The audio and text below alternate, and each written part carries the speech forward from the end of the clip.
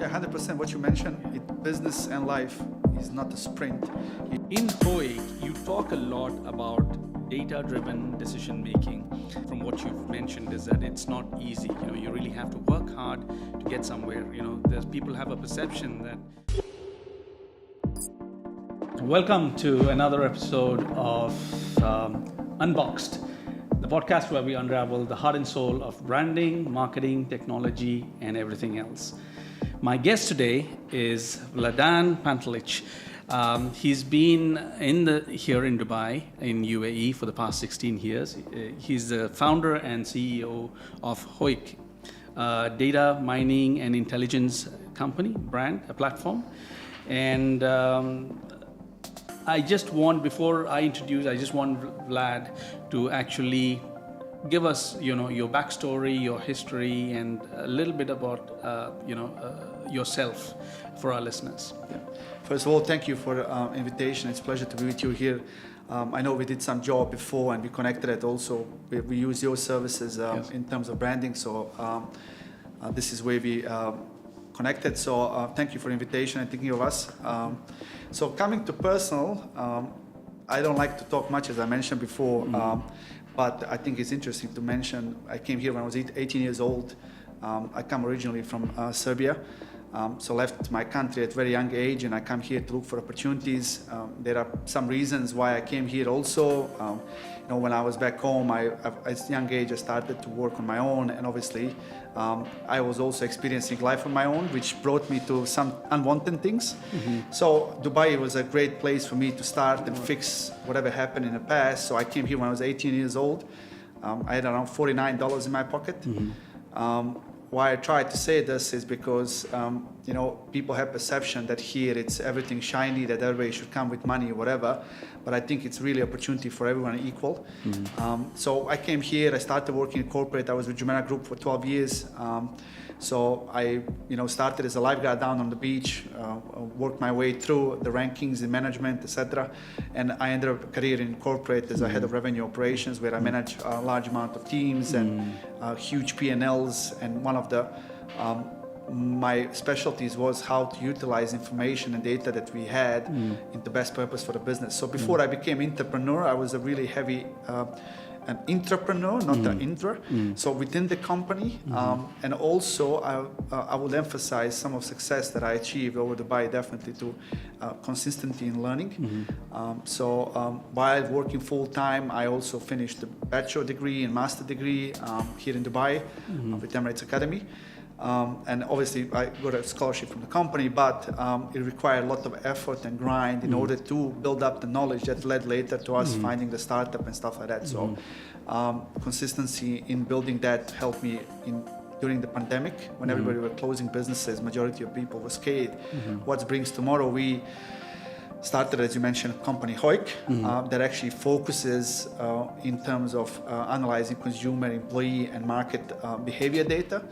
So we pull information from various external sources internally to build a better and paint better picture for the businesses about their customers, about the market, and about employees, right? So we identified that was also crucial during the pandemic because, everybody was afraid and employees were losing jobs, right? So how can we provide a platform that can merge two important aspects to the business, whether it's the customer, to listen to them and hear what they have to say, and also employees, so that you can on both end improve both experiences and provide high-end, I would say, result for your business after utilizing and understanding them in a good way. So that's how the Hoick story started.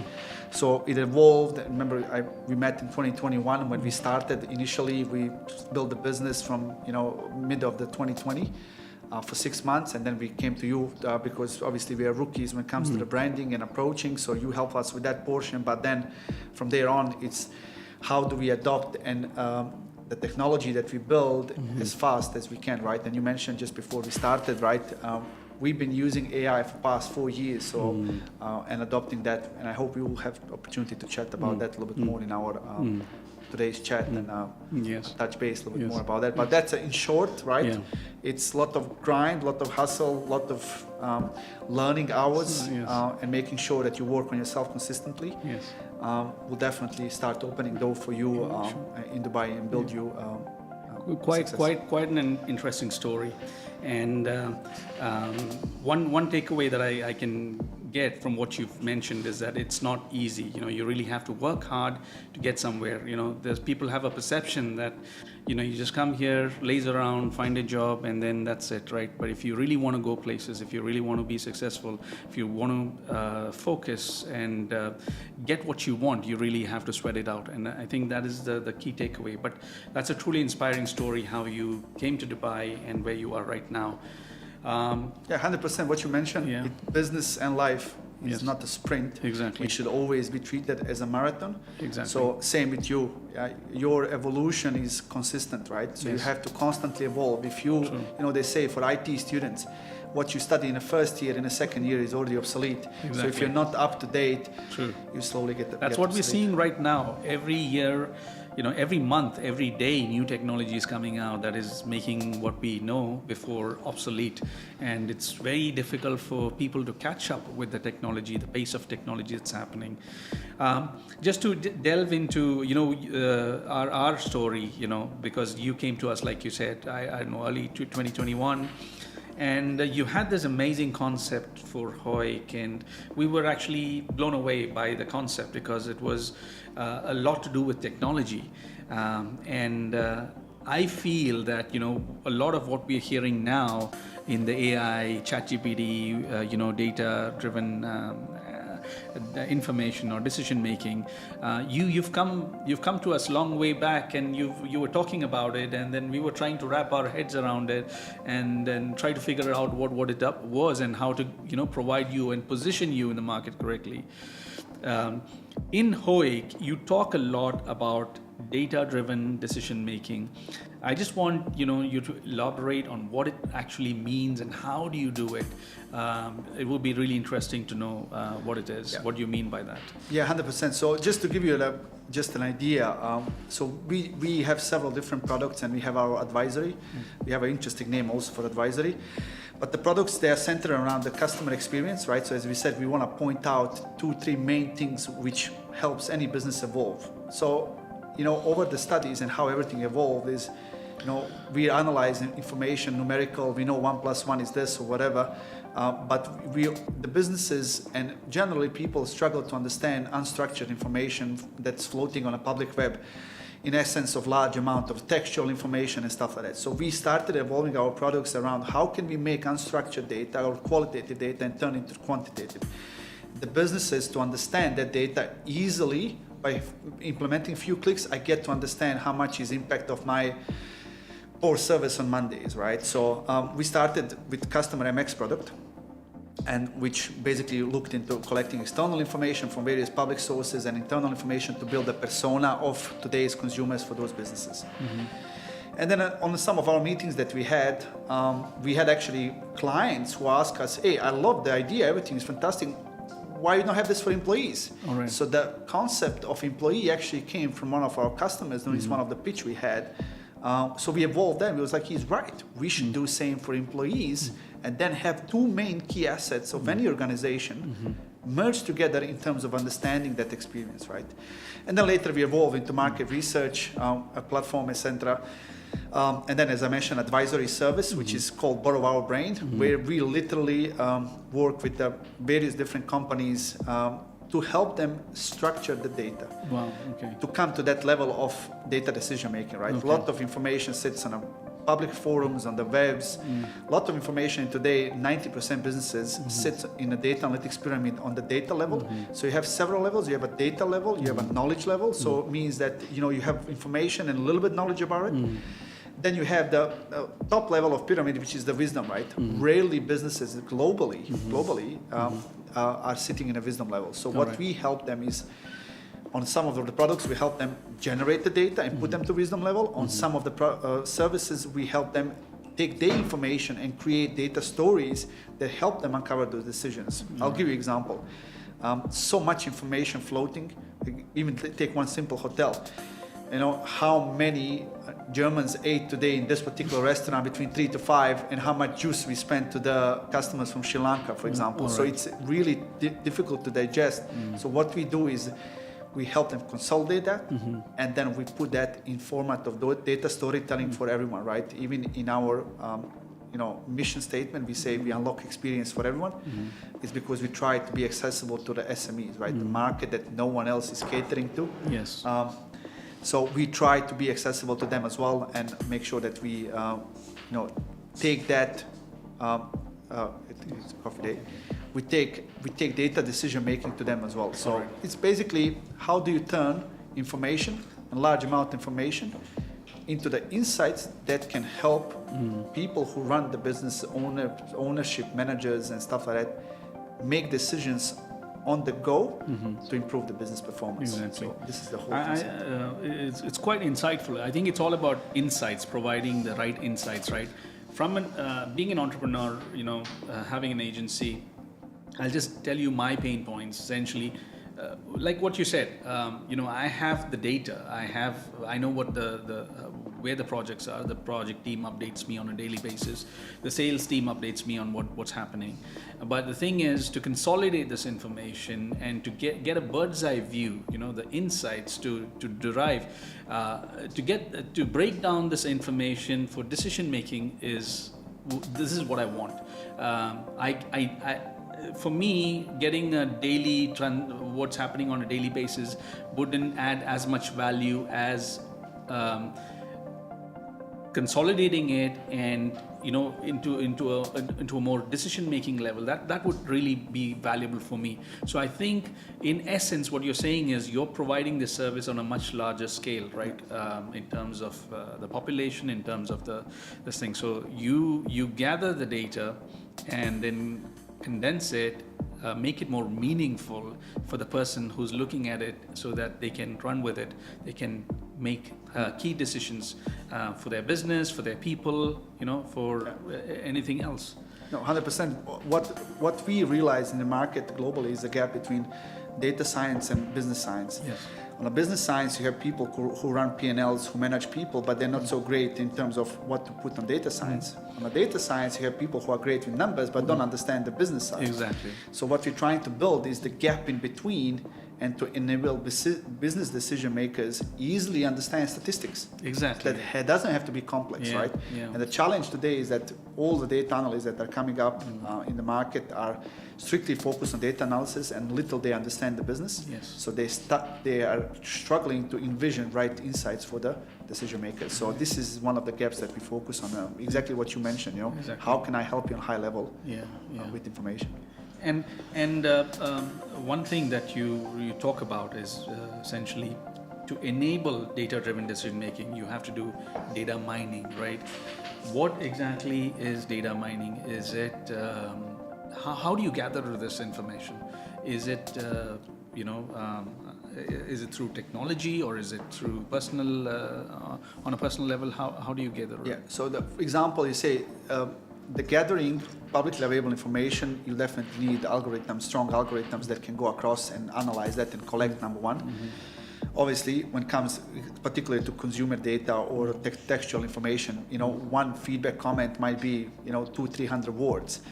And imagine you have to read every day 30, 40, 50 of that. Really, human cannot make sense what's going in to identify that. So you really need technology to pick that information, number one, digest, understand what is happening with those textual analysis, and then position them as an insight. For example, you own the restaurant, and I like to talk about standalone small businesses because I think they need most help in this. Yes. You're owner of the restaurant, you can click on a few clicks to understand that your burger performance is dropping in compared to the previous period, and you can find the reasoning why. Wow. That gives you ability to go back and say, hey guys, we are not consistently putting enough lettuce in our burger, and customers started identifying that, and it's reflecting in the results.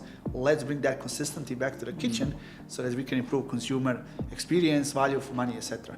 So these are kind of level of insights that you can't derive from human, right? Exactly. A lot of people talk AI is replacing us. I think AI and technology overall is adding the value to the human decision maker and not taking away from them. You still need your reasoning and stuff like that.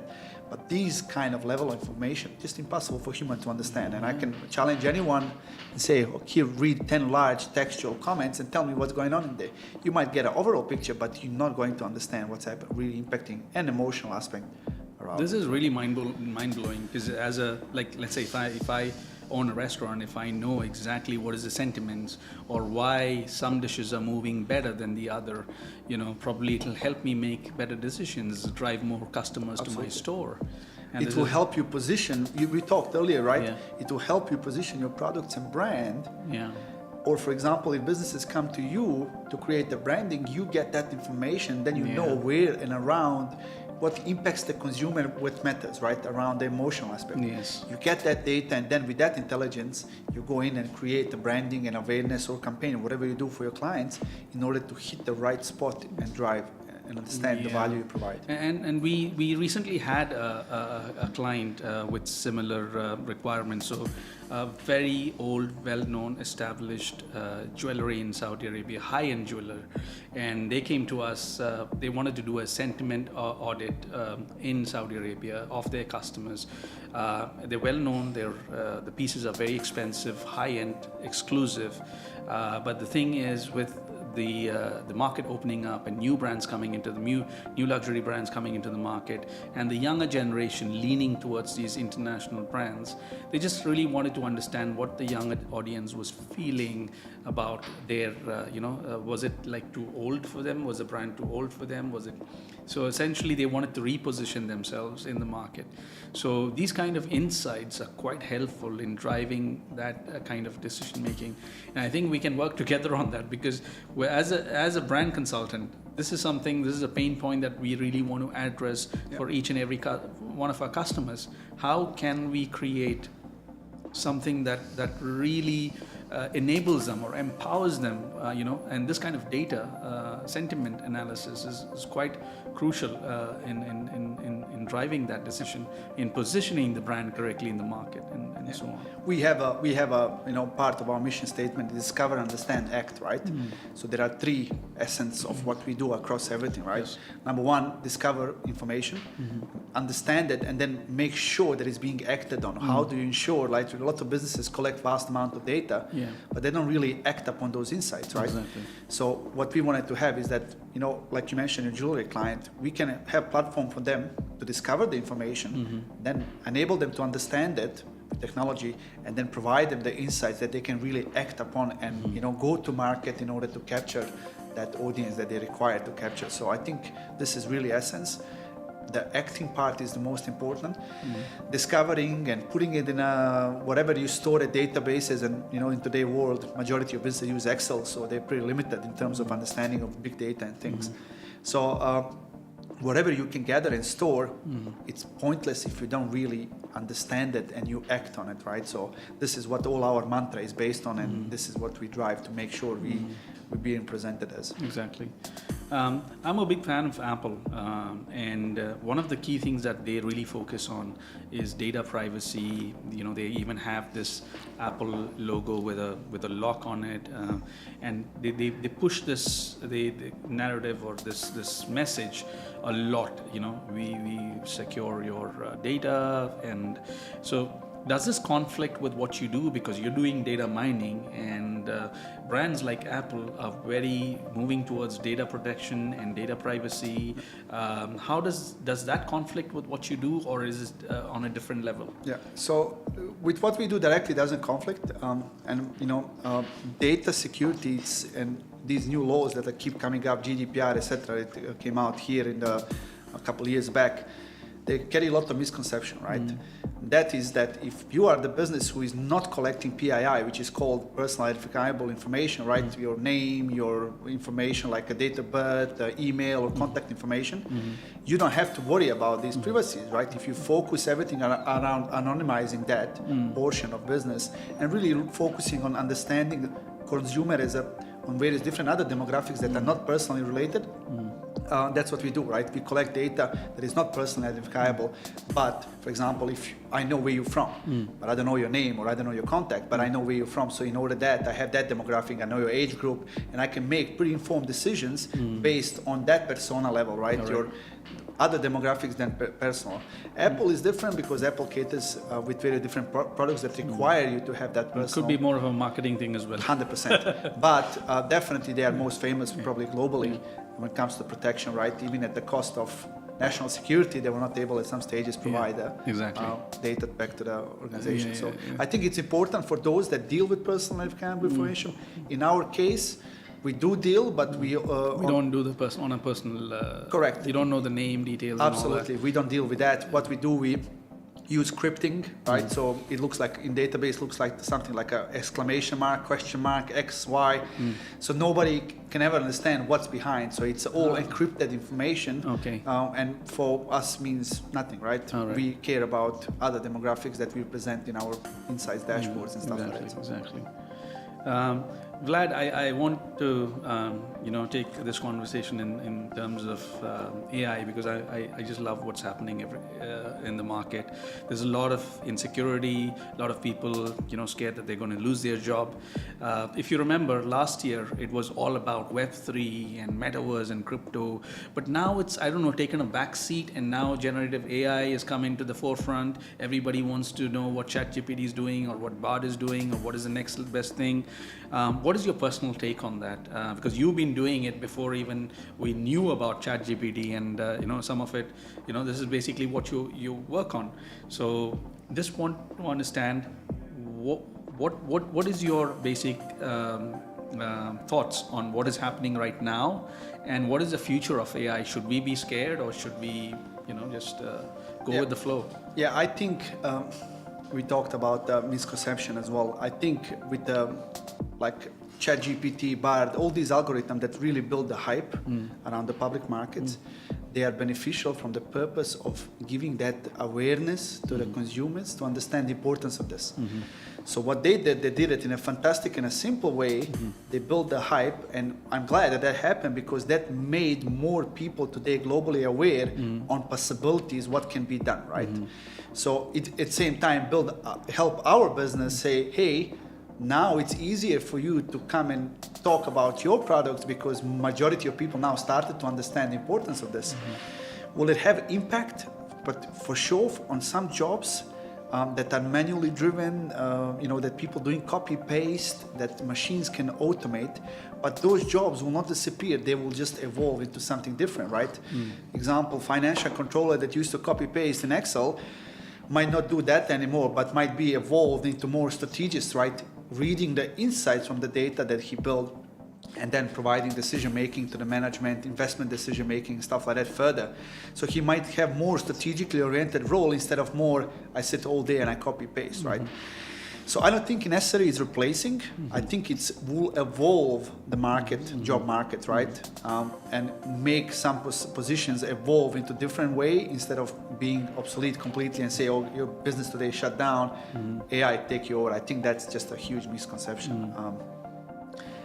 Another thing, when it comes to AI, there's a lot of buzz, like I mentioned.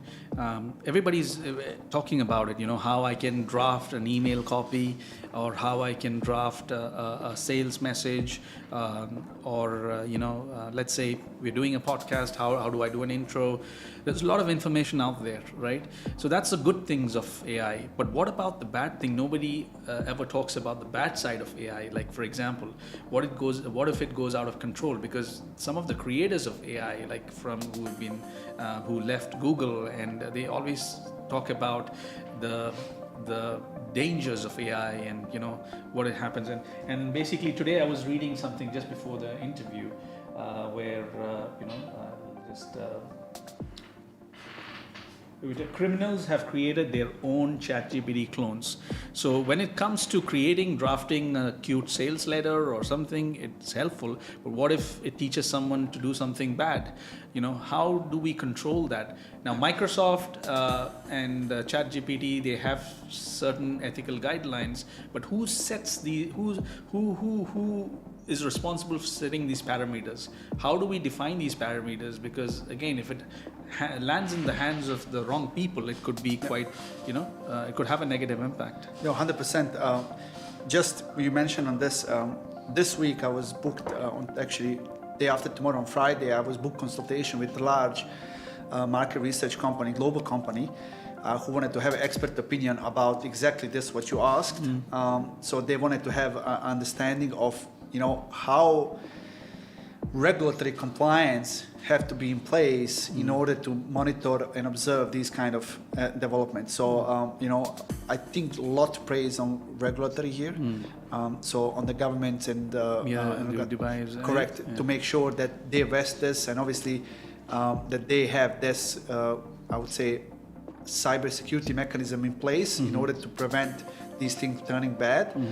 And I think UAE has done particular great job here. I think we recently got Ministry of AI and we had the ChatGPT initiative, right? 100 things how you can utilize these things and in a benefits to society. So I think the regulatory is a big portion of this. There was always going to be criminals. There was always somebody who tried to copy something, do something in a negative terms. But since start of technology, since basic website was developed, you started having HTTPS, right? You started having these security. So I'm pretty sure as negative portion evolves, the security portion will evolve in order to prevent that negative impacting all the positive stuff that we do. So you're saying as long as we have the right protocols in place, you have the right regulatory regulations in place, I think we can possibly control some of this. 100%. And you have the cybersecurity companies that are. It's opening for them a new market share, right? So they now have to fight different kind of things and sell the product. So it's everything kind of evolves together with us. Even if it's negative, there is somebody who benefits on a positive side because they have to build security algorithms to protect from the negative, right? Exactly. Starting from PayPal, you had a simple captcha, right? Preventing the fake accounts.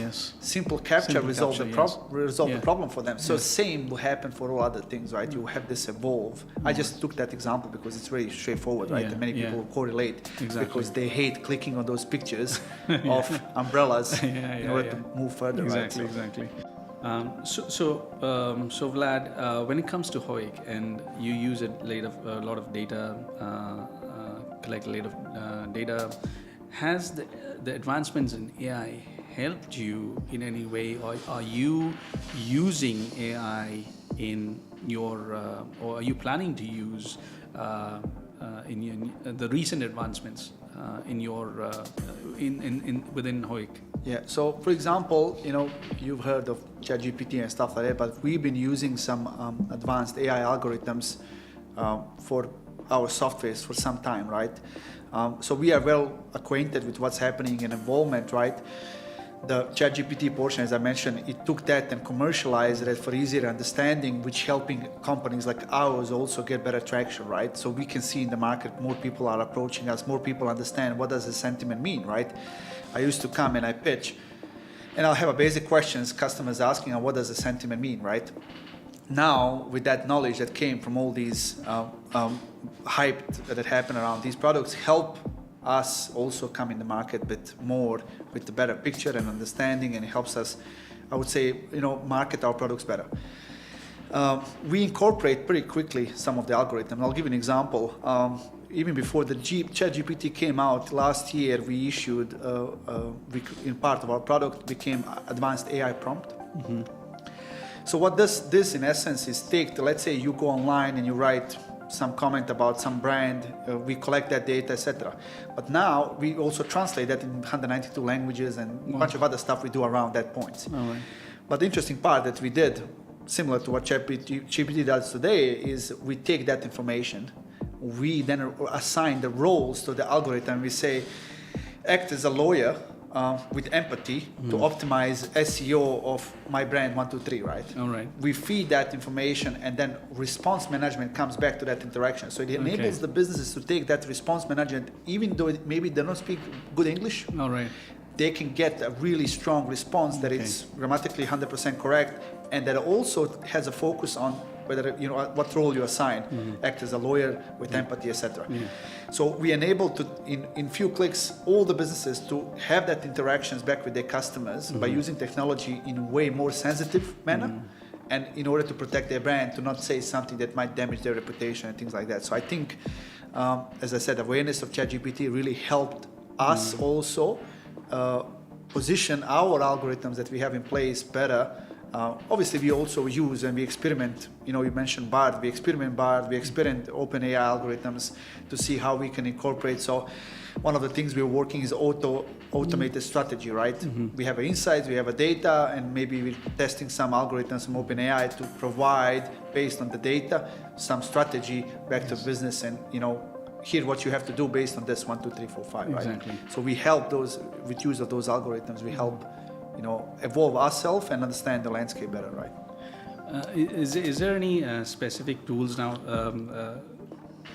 If you follow the news, or if you're in this industry, you'll notice that every day there are, you know, hundreds of tools coming out. You know, with OpenAI opening up their the ability to plug into their feature list, essentially. So every day we have hundreds and hundreds of new kind of let's say tools coming out. Is there anything, because when I go to some of these tools, some of them are just gimmicks, you know, it's not really helpful, or you know, you have this AI that makes presentations, or you have that this AI that manages your LinkedIn profile and, you know, posts on your behalf and stuff like that. So there are different tools for different specific to different requirements. Do you think these are just gimmicks, or are there some useful ones out there? Or yeah, definitely. As you mentioned, there is a lot of automation that's happening, and we see that especially. I'll give you an example. This company back in UK called Salesflow that automate the LinkedIn reach out, right? And it helps you with personalization, whatever. But you start noticing yourself, you start getting these LinkedIn messages that are very systematic, and they are coming regularly. And you can almost identify there is automation behind it, right? And some of them have very few personal touches, right? But in some cases, you have one that is really helpful. Example, I use Otter.ai, which is the voice recognition platform. Basically, what I use it for when I go into meetings, I click and I open my meeting assistant, which I use Otter.ai, and I can register the meeting notes and have that structured for me in a manner to digest what's most important in discussion we had today of 1 hour conversation. Because often those meeting minutes you get missed on, right? This way I use technology with ClickForm that collects this information and turns into the text, and then further obsoletes it and puts it for me into the, hey, these are the major points of discussion. Make sure you follow up on this. So there are really useful ones. We're using one of that for our Zoom calls. So it just summarizes everything. It just highlights the main points, and it just, you know, the entire conversation, it just summarizes into bullet points. So it's some of them are quite useful, and we use it internally. And internally we have a policy. We encourage our team to actually explore new tools, because every day a new tool is coming out. So some are useful, some are just gimmicks. But yeah, like you said, it really depends on. Absolutely, it's like with everything, right? Some people like this chocolate, some people like so something that you don't find using, somebody else will find using, right?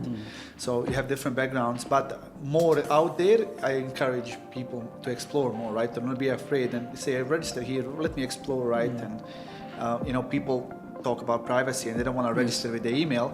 But at the same time, on the Instagram, they post half-naked pictures, right? And then where's the privacy in that, right? In a public profile. So this whole privacy thing is, I think it's just it's a big hype. Yeah, marketing, a big hype. I think it's, you know, in today's world, by me sharing my information with Google, my preferences, my information with this, I get everything in device digested for me, so I don't have to think, where do I go, what do I buy, and when there's a new promotion on Amazon, which restaurant that I like had promotion. So all this technology is helping me to digest and putting it into the simple attention instead of me seeking. You remember we used to travel with the old school maps. You had to unroll and follow path with the pencil where to reach, right? Today you have them telling you turn left, turn right, and it helps you, right? So I'm not afraid to share my information. and I think it's important, to digest that, and technology is helping us be more productive. It's helping us give the time more to family, right? So example, if I use technology on some of the matters, it helps me be more productive.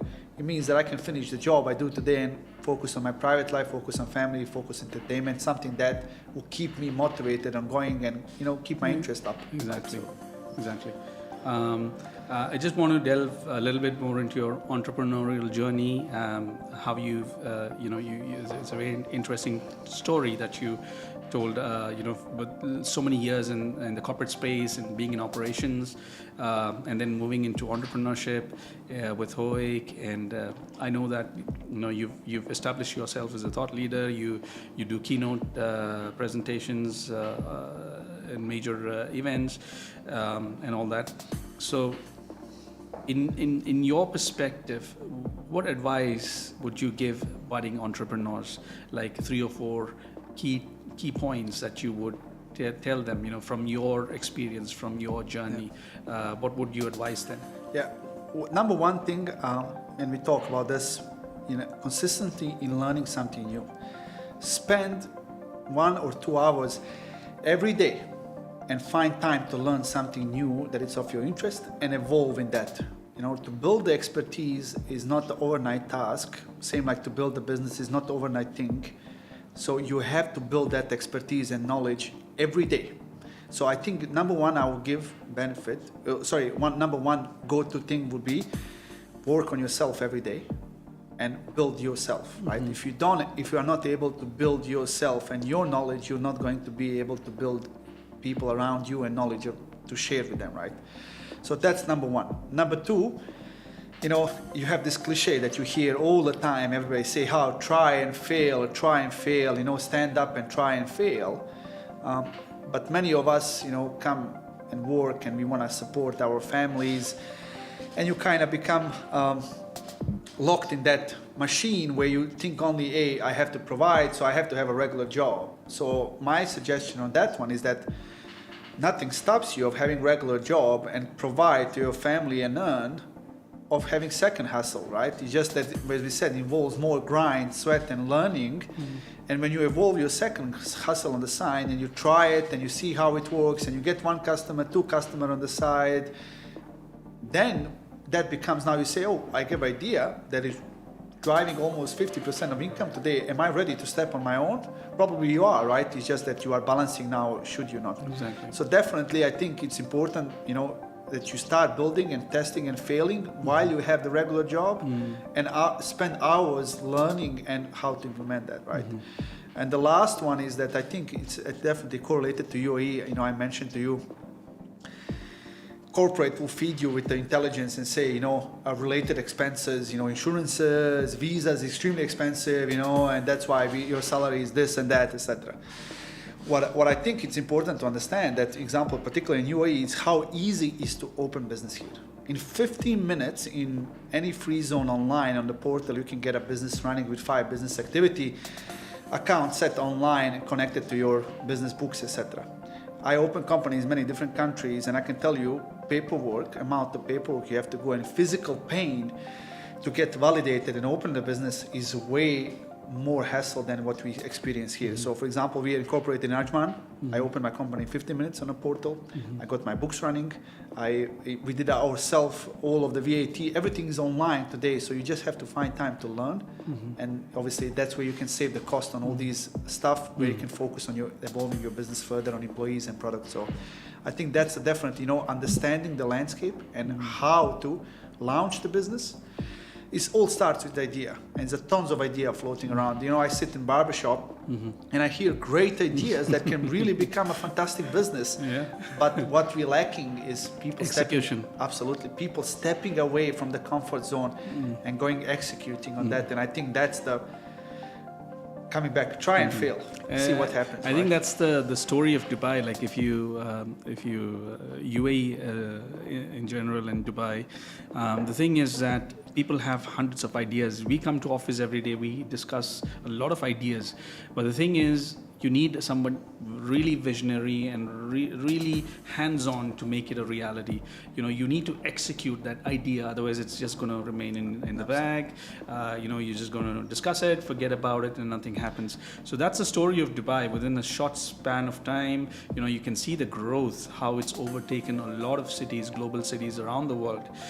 It's not just because it just stayed as an idea, because it was executed well. So that the pace in which things happen. So 100%. Going back to barbershop, we had a client back in the actual barber, and pandemic hit. Oh, what do I do? My business and this. With us, he was, obviously his effort, he pivoted quickly into a barber at home. So he named himself services. I come to your home, whatever. Right.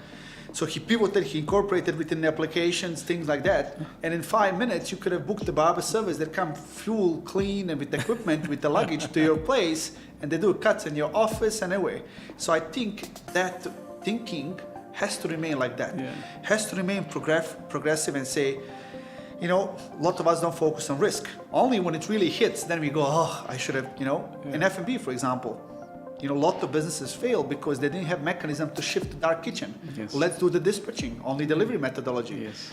So this kind of thinking has to be progressive and always on, don't be afraid to explore idea while you're in good shape, right? Exactly. It might be too late when you're in bad shape to explore something. Yeah. It's all about the mindset, being agile and having the right mindset, because when the pandemic hit, there are, you could see two kinds of people. One, set of people who's always complaining, I'm sitting at home and I'm not doing anything, I'm stuck at home.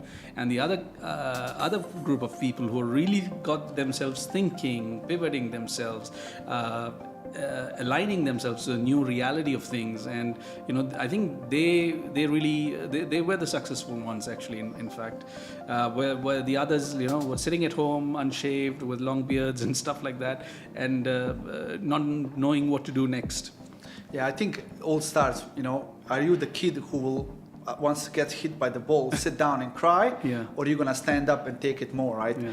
Those generally that stand up distinguish themselves, right? And I've seen, we come back to education segment, a lot of people who are extremely well educated, but who lack that charisma and approach in order to bring the business on their own and stuff like that.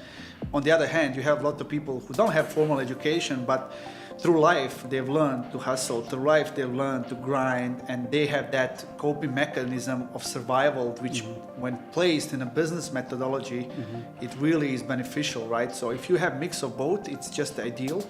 And I think it's important to try out things and definitely be out there. Vlad, one last question before we go. You're in a very exciting space, you're doing a very exciting, incredibly exciting thing. And what's next for you? Do you see, a new path, or are you going to? What is your vision for the future? Yeah. So for us, as not ordinary business, who is chasing the investments in order to build the hype, and then not build the great products, but start hyping things, spending a lot of money. What we did, we build first the value over our products. We focus on building a secure fundamentals on anything will grow. Same with the house. If you build a strong fundamental, anything that comes up on those fundamentals will stay for a long time. So what we did, we built the strong fundamentals, strong product and services in place that we now building on and grinding and growing, and we are having more success because we thought of security. We thought of, can we accept large amount of the data? We thought of, human capital. We don't have employees in Dubai. We have 12 employees working remotely from Nigeria to Vienna, Austria to Bosnia, Serbia, all over the world. So Peru, Argentina, right? Nothing stops us to work around the world and use the talent pool that sits everywhere, right? In the right way, when incentivized, right? So I think next is definitely us now. We are in growth stage. So with that, we also are expanding our sales team, and now we really want to see and penetrate into market, because we feel only after 3 years of hard work and sweat, now we are really ready to go more into public eye to talk about these things, because we have all the fundamentals built, set in place that enables us to scale fast, scale good, and with quality, right? I feel a lot of startups that skip that portion and they scale fast, not with quality, and they come in challenges, start losing consumers, start losing the face, start losing the brand value, and then they eventually, just go into quiet mode. We did all that opposite, right? And now we are focused on that other side. It's quite insightful for me to hear this from you, because yesterday I was having a conversation with a property developer, and they launched their first project, and it was a hit. It was 20, 30 units. Now they're working on their second project, which is around 120 units apartment, or 200 units apartment, and then a couple of townhouses, I think 30 to 40 townhouses, and they're growing drastically. But this guy came to me specifically talking about the brand. He said that, we're able to sell units, there's no problem, but we want to build brand value. People need to recognize our brand. So tomorrow, irrespective of what we're selling, if we are the brand owners, people buy it from us. Similar to Apple. If Apple launches a car tomorrow, people still will buy it, because it's they're not buying the car, they're buying Apple, right? So I think this is something on the lines of what you said, building a strong foundation, building brand value, and then expanding further, because it will help you propel your growth. Yep. And build this foundation is going to be quite strong. Coming back to what would you give to the young people, ability to articulate is extremely important. Irrelevant business or personal life. If you don't learn how to articulate, you're gonna have problems in business and in personal life. If you don't articulate correct things to your wife or whatever, you have challenges, right? If you leave room for assumption. So in the early stages, I was not sure how to articulate what I do the best way. That's why I approach branding agencies like you and say, hey guys, I have great product, I have a great services, I have great vision. Can you help me articulate this in a simple proposition that majority of people can understand? Exactly. So this is a crucial thing, is that you can either have ability to articulate on your own, or use creativity out there in forms of agencies, in forms of freelancers, who has that ability evolved over the years, and creativity in order to help you articulate. And everything comes back to articulation. If you don't articulate right product and service, you're not going to get accepted in the market. Absolutely. I agree with you complete 100%. Anyway, Vlad, I know you're busy, you have a tight schedule.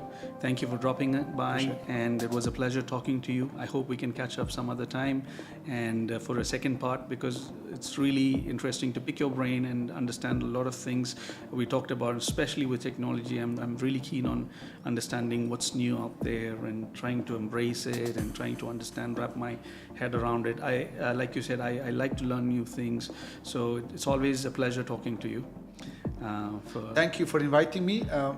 You are the only, actually I never go after this, but when I was looking for who can help me with my branding, I actually found you on Google, and I found the way you represented your business and the way you articulated your proposition. I found that extremely interesting, and that's the reason I reached out and said, oh, I really like how they're thinking, how they're articulating. Let me see if they can do similar to me. Right.